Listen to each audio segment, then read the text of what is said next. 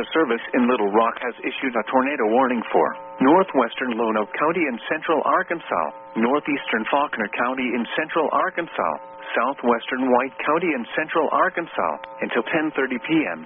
At 9:46 p.m., a severe thunderstorm capable of producing a tornado was located near Valonia, or 11 miles east of Conway, moving east at 25 miles per hour.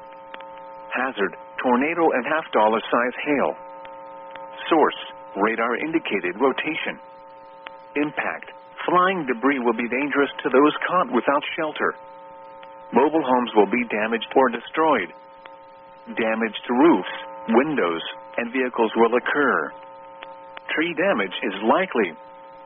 Locations impacted include Cabot, Beebe, Ward, Valonia, Austin in Lonoke County, Enola, Mount Vernon, Old Austin, Holland, Antioch in White County, Barney, Hamlet, El Paso, Romance, Floyd. This includes us Highway 67 between mile markers 21 and 32.